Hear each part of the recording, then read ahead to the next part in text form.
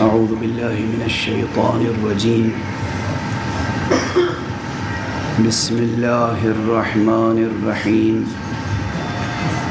الحمد لله رب العالمين، والصلاة والسلام على أشرف الخلائق أجمعين، سيد الأولين والآخرين، خاتم النبيين أبي القاسم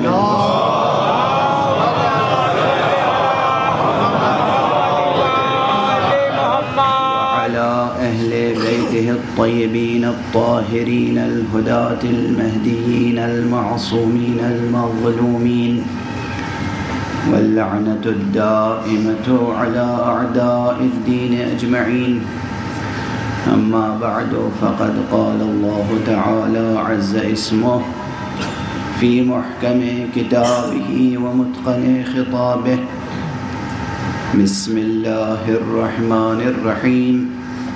نحن قدرنا بينكم الموت وما نحن بمسبوقين على أن نبدل أمثالكم وننشئكم فيما لا تعلمون. صلوات الله.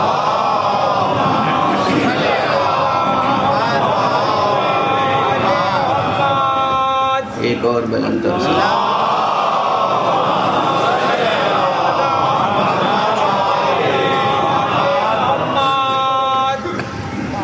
برادران عزیز،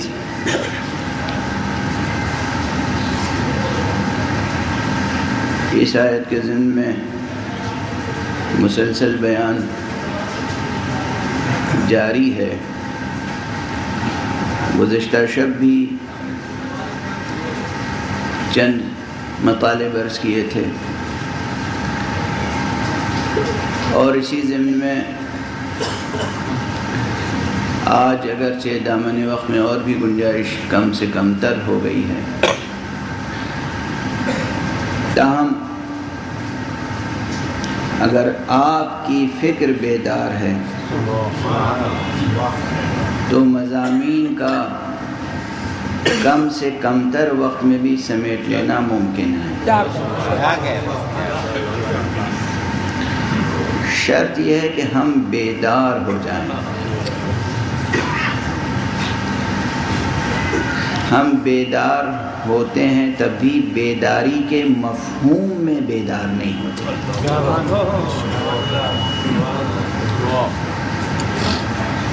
ان آنکھوں کا بیدار ہونا بیداری نہیں ہے. بیدار وہ ہوتے ہیں کہ اگر یہ آنکھیں بند بھی ہوں تب بھی ان کی بینش برقرار ہے.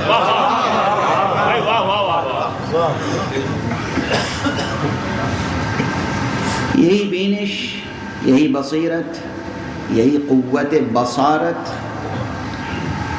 یہ ظاہر سے باطن تک کا سفر طے کراتی ہے. کل عجب مقام پر ذہن پہنچ گیا تھا اور گفتگو پہنچ گئی تھی. کچھ لوگ یقیناً سامعین میں ان مطالب سے طبیعتیں ان کی مانوس ہیں، مگر بہت سے حضرات کی طبیعتیں مانوس نہیں ہیں. ان کے لیے یہ حرف تازہ معلوم ہوتا ہے. میں نے عرض کیا تھا کہ سورہ مبارکہ واقعہ میں قیامت سے متنبہ کیا گیا ہے کہ قیامت آئے گی، اس کا انکار نہیں کیا جا سکتا، مگر یہ متنبہ انہیں کیا جا رہا ہے جو غافل ہیں. جو غافل ہیں ان سے کہا جا رہا ہے کہ غفلت میں نہ رہو، قیامت آ کر رہے گی. لیکن ساتھ ہی میں نے عرض کیا تھا، اور یہی مطلب غالباً تازہ مطلب تھا بہت سے حضرات کے لیے، سب کے لیے نہیں، بہت سے حضرات کے لیے یا کچھ حضرات کے لیے، کہ جو بیدار ہیں ان کے لیے قیامت برپا ہے. قیامت برپا ہوگی نہیں، قیامت برپا ہے. اس وقت قیامت برپا. یہاں سے بہت سی بحثیں شاخ در شاخ نکلتی ہیں.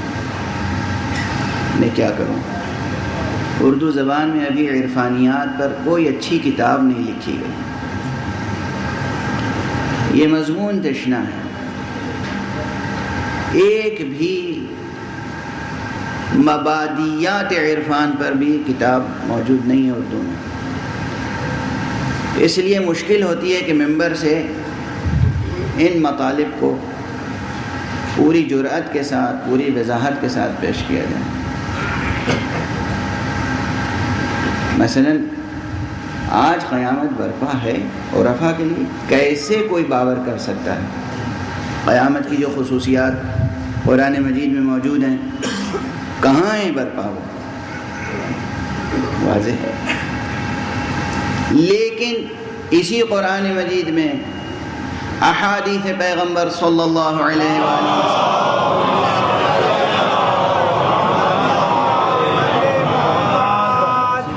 ارشادات ائمہ اطہار میں، مکاشفات اولیاء میں، تجربات عرفاء میں اگر غور فرمائیں، مطالعہ فرمائیں، دقت نظر سے کام لیں، دقیقہ سنجی سے کام لیں تو باتیں روشن ہوتی چلی جاتی ہیں.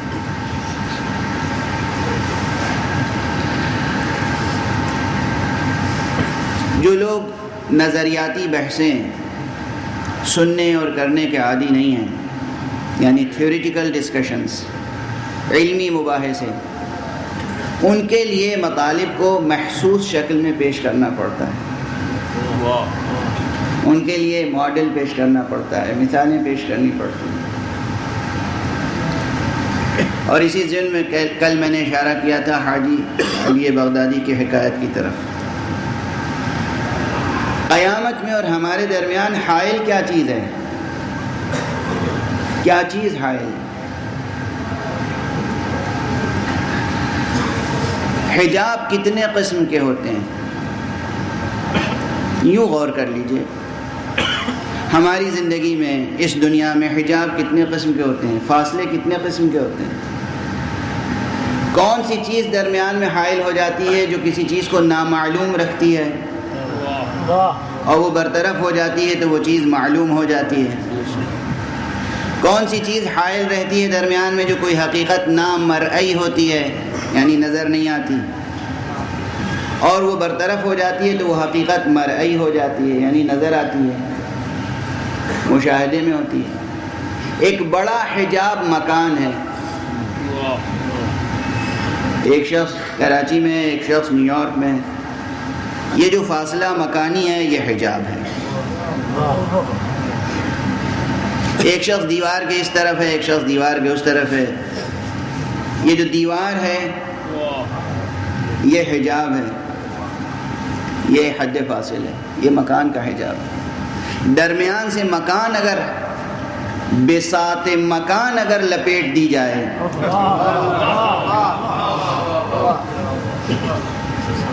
تو یہ حجاب ختم. توجہ ہے. دوسرا حجاب کون سا ہے؟ حجاب زمان، ٹائم. ایک شخص 19ویں صدی میں زندگی بسر کر رہا تھا اس دنیا میں، ایک شخص 21ویں صدی میں زندگی بسر کر رہا ہے اسی دنیا میں. یہ 19ویں صدی سے 21ویں صدی تک کا فاصلہ یہ حجاب زمان ہے. زمان کی بساط اگر سمیٹ دی جائے تو یہ حجاب بھی ختم ہو جائے.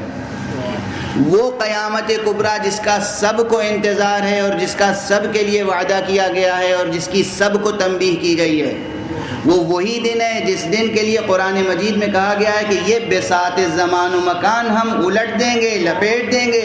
حجاب زمان و مکان تمہارے درمیان باقی نہیں رہے گا تو سب کے سب مجموعاً حشر کے میدان میں موجود ہوں گے.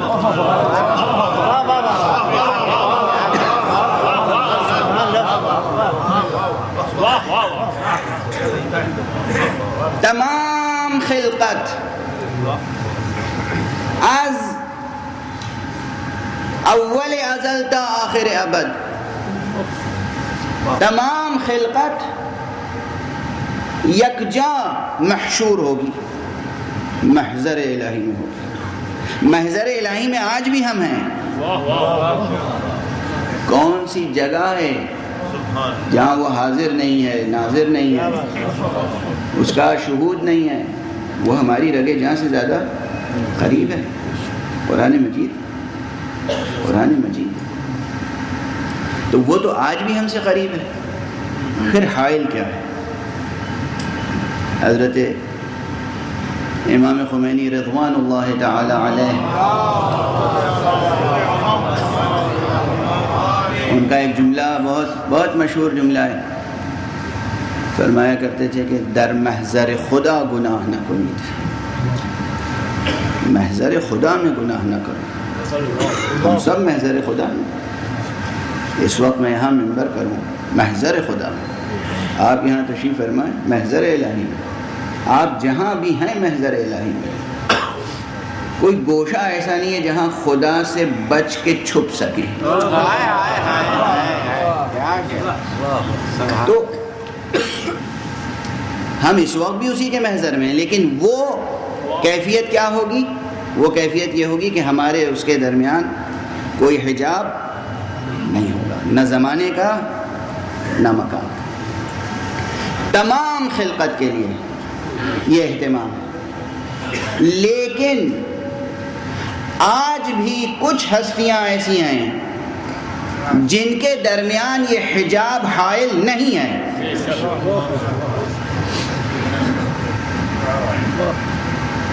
یا ان کی حیات طیبہ میں کبھی کبھی ایسے لمحے ہوتے ہیں کہ حجابات برطرف کر دیے جاتے ہیں۔ آپ دلیل پوچھیں گے مجھ سے، قرآن مجید یہی مکان و لا مکان کی حد فاصل جہاں مٹ جاتی ہے، زمان و لا زمان کی حدیں جہاں مٹ جاتی ہیں، وہیں تو معراج مجسم ہوتی ہے۔ معراج پیغمبر صلی اللہ علیہ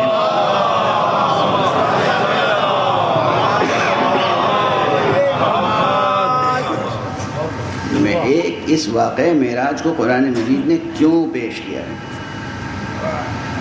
اتنے اہتمام سے، اتنے اہتمام سے پیش کیا ہے واقعہ معراج، اس شان و شکوہ کے ساتھ۔ اس واقعہ معراج میں جہاں فضیلت حضرت ختمی مرتبہ صلی اللہ علیہ وسلم،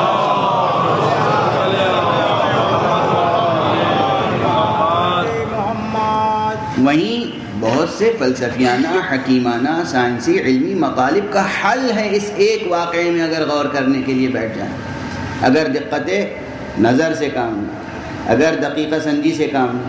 معراج، حضور سو کہاں رہے ہیں؟ مسجد الحرام میں، یا مسجد الحرام سے متصل اس گھر میں جو گھر ابو طالب کا ہے، جو گھر ابو طالب کی بیٹی کا ہے۔ کچھ بھی کر لیجئے پیغمبر کی سوانح اور سیرت لکھنے کے سلسلے میں، مگر ذکر ابو طالب کو خارج نہیں کر سکتا۔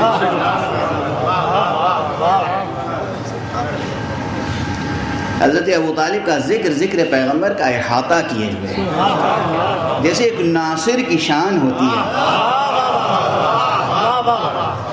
جیسے ایک نصرت کرنے والے کی شان ہوتی ہے، وہ ذکر میں بھی وہ شان ہے۔ ناصر کیا کرتا ہے؟ احاطہ کیے رہتا ہے، ولادت سے لے کر معراج تک خانہ ابو طالب میں یا مسجد الحرام میں آرام فرما رہے ہیں، وہاں سے معراج کا سفر شروع ہوتا ہے۔ کس طرح لپیٹی جاتی ہے بساط مکان۔ ابھی میں نے کہا تھا مکان کی بساط لپیٹ دیجیے، یہ چادر بچھی ہوئی اسے لپیٹ دیجیے، سمیٹ دیجیے، فرش سمیٹ دیجیے، ابھی مجلس ہو رہی ہے اس کے بعد فرش سمیٹ دیا جائے گا۔ یہ فرش کی وسعت سمٹ کے کس قدر مختصر ہو جائے گی، کہاں سے کہاں تک یہ فرش ہے؟ اور جب آپ اس فرش کو سمیٹ دیں گے تو پھر کتنا مختصر نظر آئے گا. اور ہمارے یہاں کہاں مسجد الحرام کہاں مسجد اقصی، بساط مکان جب سمیٹ دی گئی، پیغمبر چشم زدن میں یہاں سے وہاں پہنچ گئے یا نہیں پہنچ گئے؟ جب بساط زمان، یہاں پر فلسفے کا یہ مسئلہ حل ہو جائے گا. ایک مدت تک فلسفیوں میں یہ بحث رہی کہ زمان الگ ہے مکان الگ ہے، زمان کی حقیقت کیا ہے، مکان کی حقیقت کیا ہے، ٹائم کیا ہے، اسپیس کیا ہے، دونوں متحد ہیں، دونوں ایک ہی حقیقت کے دو رخ ہیں یا کیا ہیں. آج تک شعراء سے لے کر فلاسفہ تک اور سب کے سب اس مسئلے میں الجھے ہوئے ہیں. مگر اس واقعے میں دیکھیے ادھر بساط مکان سمیٹی گئی، ادھر زمان کی تنابیں بھی کھنچ گئی. ایسا تو نہیں ہوا کہ مکان کی بساط سمیٹ دی گئی ہو اور زمان اسی طرح برقرار رہا. جیسے ہی مکان طی العرض کی کیفیت ہوئی، مکان کی بساط لپیٹی گئی، اسی طرح زمان کی تنابیں کھنچ گئی. ادھر مکان مختصر ہوا، ادھر زمان مختصر. توجہ ہے. مسجد الحرام سے مسجد اقصی تک صرف زمان اور مکان کی بساط کے سمیٹے جانے کا علمی انکشاف ہوتا ہے. لیکن اس کے بعد ایک مرحلہ اور ہے، اور وہ مرحلہ یہ ہے کہ جسے آپ عرش الہی کہتے ہیں، جسے آپ سدرۃ المنتہا کہتے ہیں، جسے آپ مقام قاب قوسین و ادنیٰ کہتے ہیں. یہ کیا مکانی حقیقتیں ہیں یا لامکان کو بھی، لامکان کے بھی مراتب کو سمجھانے کے لیے کچھ مکانی استعارے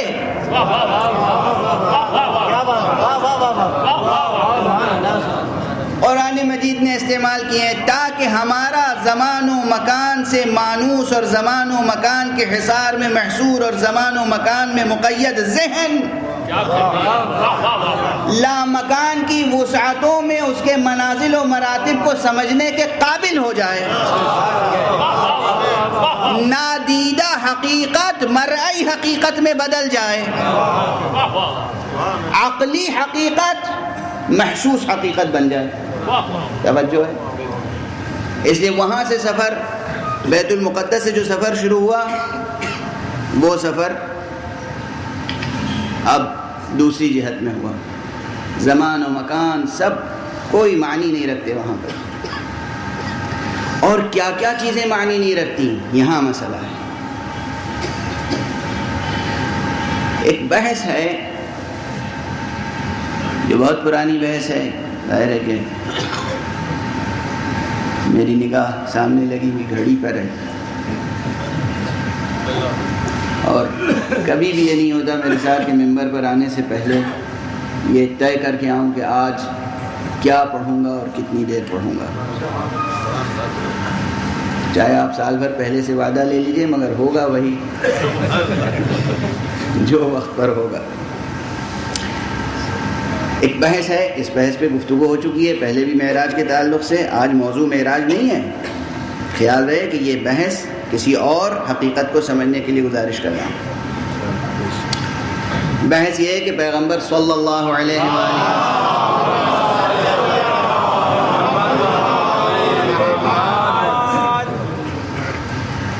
معراج پر تشریف لے گئے تو یہ معراج جسمانی تھی یا روحانی ہے نا؟ پرانی بحث ہے، جسمانی تھی یا روحانی. اس بحث میں میرا جملہ بھی پرانا ہو چکا کہ جو لوگ یہ سمجھتے ہیں کہ روح کو معراج ہوئی تھی جسم یہیں رہ گیا تھا، انہیں یہ سمجھ لینا چاہیے کہ روح اور جسم کی جدائی کا نام موت ہے، معراج نہیں.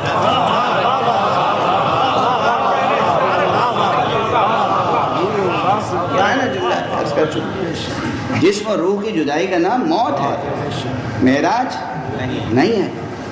معراج نام ہی اس کا ہے کہ جہاں تک روح کو عروج حاصل ہو.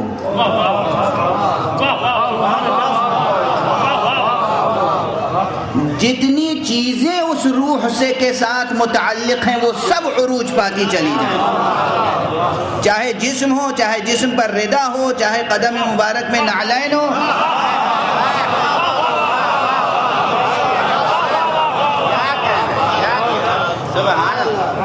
جہاں تک روح کی جاذبیت و جذابیت اور کشش، جہاں تک روح کا سفر ہوا حبیب خدا خاتم الانبیاء بلند تر صلوات،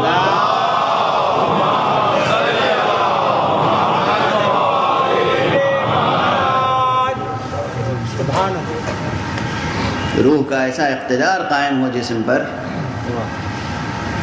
کہ جہاں تک روح جائے جسم ساتھ ساتھ جائے، یہ ہے معراج۔ نہ یہ کہ جسم جدا ہو جائے، جسم جدا ہوا یہ موت ہے، جسم ساتھ ساتھ رہے یہ معراج ہے۔ یہ مسئلہ پیش کیسے آیا؟ بعض بزرگ عرفاء کے ہاں یہ بحث دوسرے انداز سے آئی۔ مسئلہ یہ ہوتا ہے کہ جب اہل فن کسی مسئلے پر غور کرتا ہے تو حقیقت کچھ اور ہوتی ہے، اور جو اہل فن نہیں ہوتے اگر وہ ترجمہ پڑھ پڑھ کے اجتہاد کرنے لگے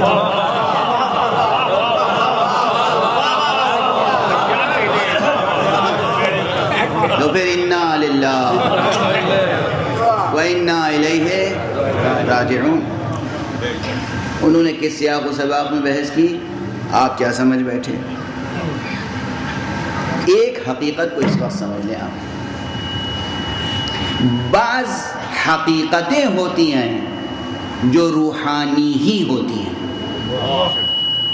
وہ جسمانی نہیں ہوتی۔ معراج میں بعض حقیقتیں وہ ہیں کہ جو روحانی ہی ہیں، وہ جسمانی نہیں ہیں۔ معراج جسمانی تھی، مگر اس معراج میں کچھ وہ واقعات بھی شامل ہیں جو خالص روحانی ہے۔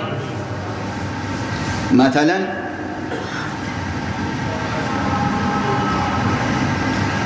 سنتے تو آپ رہتے ہیں معراج خوب، یہ بھی سنا ہوگا کہ حضور صلی اللہ علیہ وآلہ وسلم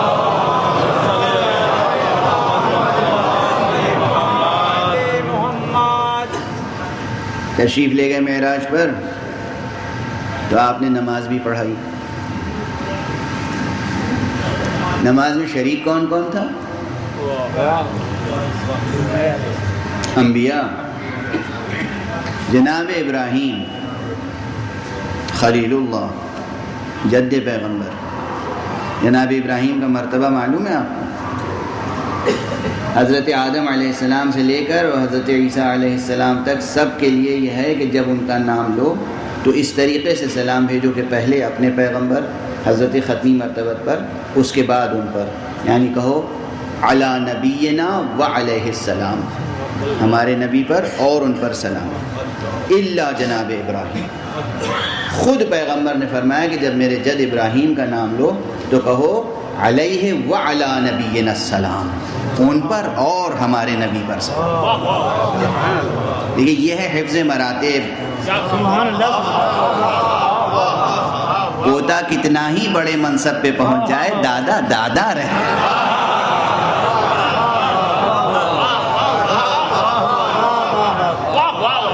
بابا بابا رہے، بیٹا جتنے بھی بڑے منصب پہ پہنچ جائے۔ منصب کا تقاضا یہ کہ نماز پڑھائیں گے تو انہیں آگے کیا جائے گا، ادب کا تقاضا یہ ہے کہ سلام کریں گے تو ان پر سبقت کریں گے۔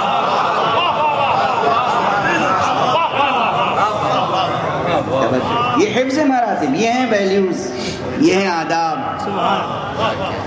یہ وہ آداب ہیں کہ جو اب ہمارے معاشرے سے مٹتے چلے جا رہے ہیں۔ بہرحال جناب ابراہیم نے نماز پڑھی، جناب موسیٰ نے، تمام انبیاء نے نماز پڑھی۔ یہ انبیاء تو دنیا سے گزر چکے تھے، ان انبیاء کو دفن کیا گیا ہے، ان کی روحوں نے ان کے جسم سے مفارقت کی ہے، ان کا جسم مدفون ہے۔ جناب ابراہیم کا جسم مدفون ہے، جناب موسیٰ کا جسم مدفون ہے، تمام نبی دفن کیے گئے ہیں۔ یہ جو دفن کیے گئے انہوں نے نماز کیسے پڑھی؟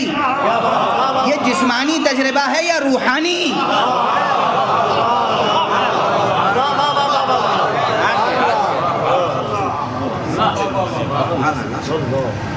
واقعہ ہے، حقیقت ہے، سچائی ہے، انکار نہیں کیا جا سکتا۔ سب نے نمازیں پڑھی مگر ان کے جسم دفن کیے جا چکے تھے۔ پیغمبر خاتم روح و جسم کے ساتھ وہاں موجود تھے، مگر یہ واقعہ جو ہو رہا تھا اس واقعے کی حقیقت خالص روحانی تھی۔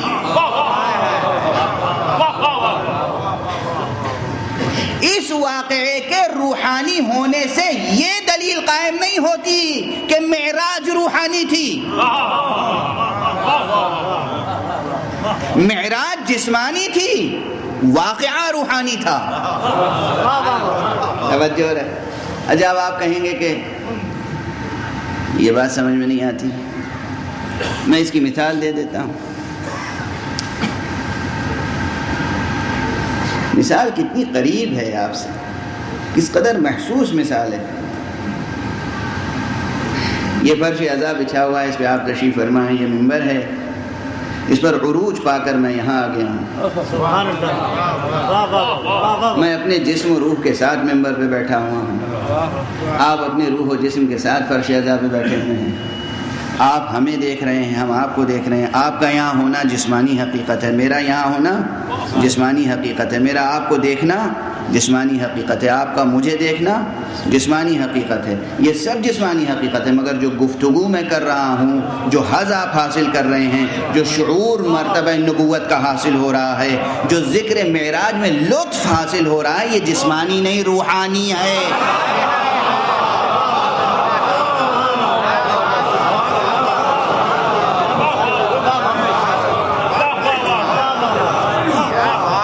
ہمارا آپ کا یہاں ہونا جسمانی ہے، مگر اس جسمانی حقیقت کے ساتھ ذکر پیغمبر سے روح کا بالیدہ ہونا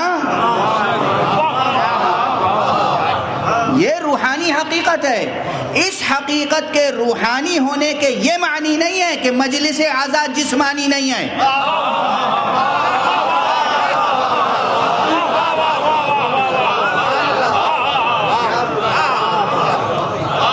مجلس جسمانی بھی ہے، روحانی بھی۔ جس مجلس میں ہمارا حضور جسمانی بھی ہے، روحانی بھی، مگر حضور کا حضور آج اس مجلس میں سیدہ کا حضور، آج اس مجلس میں سرکار سید الشہداء کا حضور روحانی ہے، خالص روحانی، خالص روحانی۔ اسی طریقے سے اگر انسان حقیقت زمان و مکان کو سمجھے اور اس کے بعد روح کو اتنی بالیدہ کر لے، ابھی صرف ہماری یہ کیفیت ہے کہ ہم نام پیغمبر سنتے ہیں، نام علی سنتے ہیں، نام حسن سنتے ہیں، نام حسین سنتے ہیں، نام زہرا سنتے ہیں اور اس سے محظوظ ہوتے ہیں، ہماری روح بالیدہ ہوتی ہے۔ اگر یہی روح اور قوی ہو جائے، یہی روح اور قوی ہو جائے، پھر حشر برپا ہو جائے گا۔ کبھی کبھی انتہائی ریاضتوں کے باوجود ادھر سے ایک لطف کا پردہ ڈال دیا جاتا ہے، اس لیے کہ اگر چشم باز ہو جائے تو پھر اس دنیا میں رہ نہیں سکتا انسان، رہ نہیں سکتا۔ اس لیے جو عرفاء ہیں ان کا مر جانا آسان ہوتا ہے، زندہ رہنا مشکل ہوتا ہے۔ ایک ایک لمحہ زندگی عذاب کی طرح گزرتی ہے، صرف رضاً بقضائہ کے آہنگ پر زندگی بسر کرتی ہے۔ اور بتایا تیری رضا ہے تو جی رہے ہیں، ہم تو مأمور ہیں، ہم تو تیرے حکم کے پابند ہیں، تیری مرضی ہے کہ اس خاکنائے دہر میں رہیں ہیں، مگر یہاں رہنے سے خوش نہیں ہوتے، اس لیے بس خوش رہتے ہیں کہ اس کے حکم کی تعمیل ہو رہی ہے، دنیا سے راضی نہیں ہوتے، تعمیل حکم رب سے راضی ہوتے ہیں، دنیا سے راضی نہیں ہوتے۔ جو حکم مولا اس پہ عمل کر رہے ہیں۔ یہ شان اگر بندوں میں پیدا ہو جائے، جہاں تک جس میں پیدا ہو جائے، یہی راز معراج ہے، یہی جوہر بندگی ہے، یہی جوہر بندگی، یہی راز معراج ہے۔ کہ حکم الہی پر راضی برسا.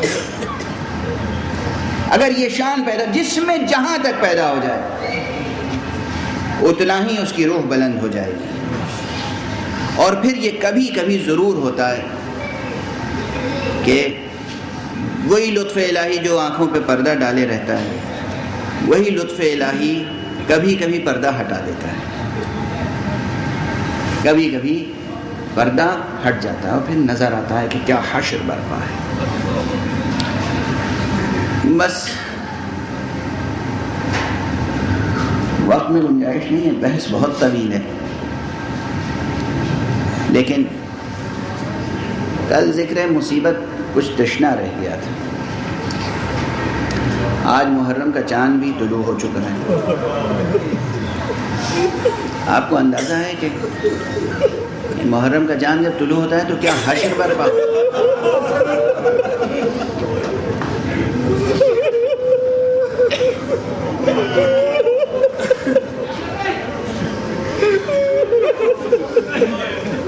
زمین سے آسمان تک ایک حشر برپا ہے.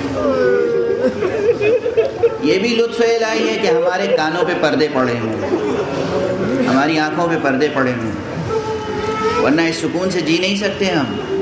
اگر ہم دیکھ لیں کہ مخلوقات کس طرح حسین پہ گریہ کر رہے ہیں،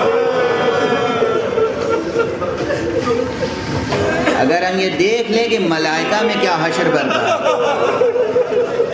اگر ہم یہ دیکھ لیں کہ جنوں میں کیا فرش عزا کس انداز سے بچھا ہوا، اگر ہم یہ دیکھ لیں کہ آج بھی زہرا کس طرح تڑپ تڑپ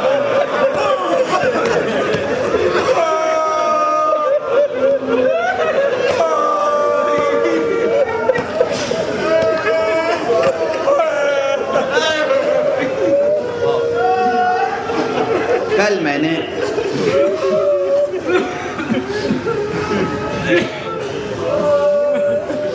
مرزا یحییٰ ابہری کا واقعہ نقل کیا تھا. مبشر نومیہ علامہ شیخ عباس قمی نے منتہی الاعمال میں نقل فرمایا ہے.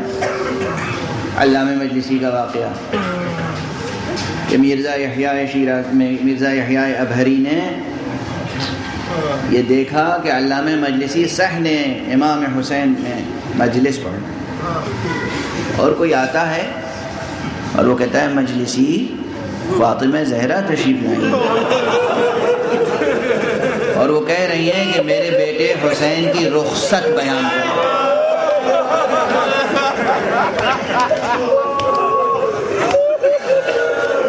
اسی سے متصل واقعہ آج نقل کر رہا ہوں. یہ مرزا یحییٰ ابہری کو گزرے ہوئے زمانہ ہوا. اب جو واقعہ بیان کر رہا ہوں وہ اب کا واقعہ ہے. اب کا واقعہ آیت اللہ العظمیٰ سید ابو القاسم خوئی رضوان اللہ تعالی علیہ کے انتقال کے بعد حوض علمیہ نجف میں مرجعیت حضرت آیت اللہ العظمیٰ سید عبدالاعلی سبزواری کی قائم.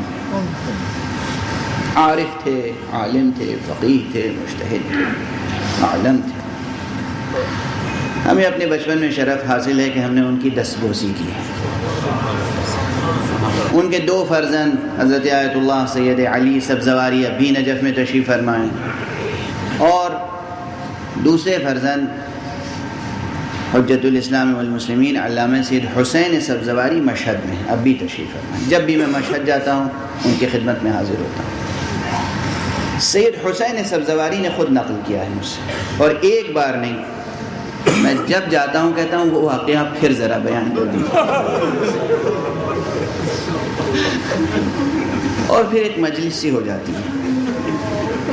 انہوں نے کہا کہ صدام میں شقی کا دور تھا، عزاداری پہ پابندی تھی، زائرین پہ پابندی تھی، اور ایک خاص حالات تھے. آیت اللہ العظمیٰ سید عبدالاعلی سبزواری نے جو کہ مرجع تخلیق تھے، مرجع اعلیٰ تھے، انہوں نے مصلحت سمجھی اور اپنے بیٹے کو بھیجا سید حسین کو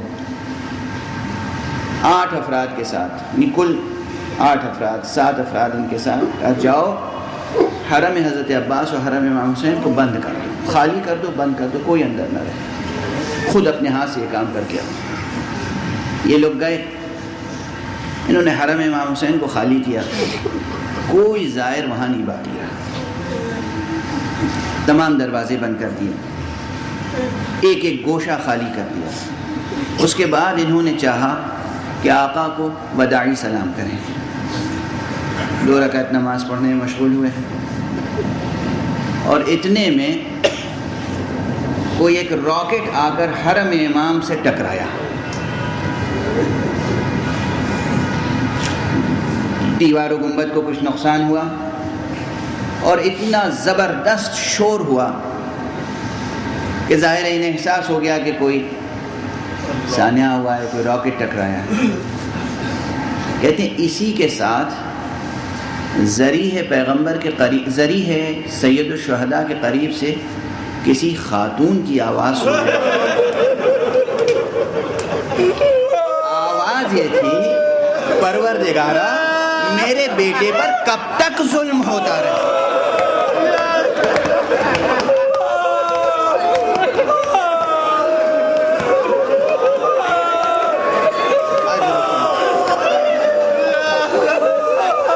میرے مالک، میرے پروردگار، کب تک میرا حسین مظلوم رہے گا؟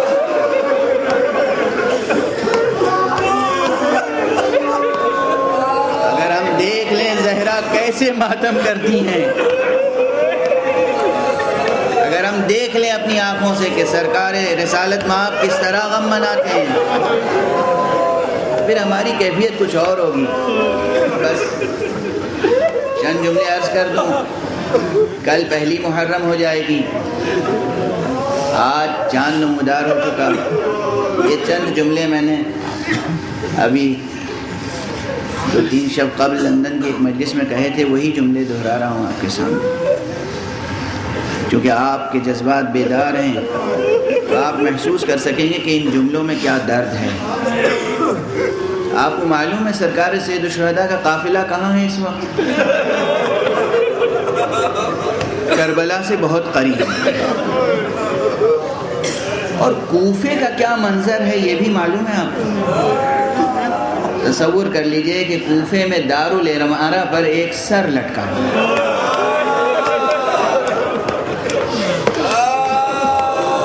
یہ سرکار سید الشہداء کے سفیر مسلم ابن عقیل کا سر ہے،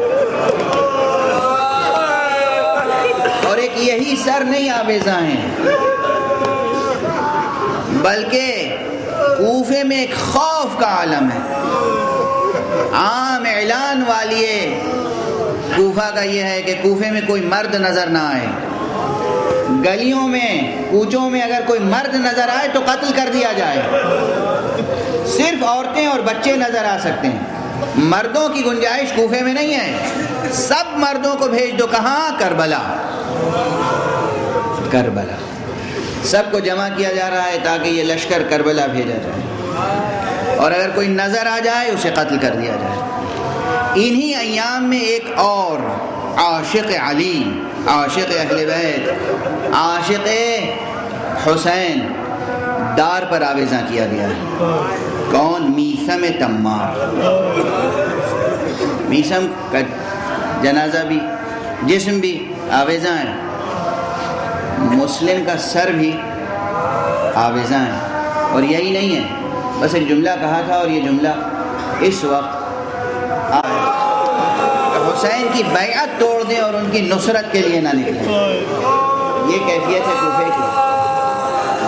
بس یہ مناظر کوفے کے ہیں، سید الشہداء کا قافلہ قریب ہے کوفے سے، کربلا سے، اور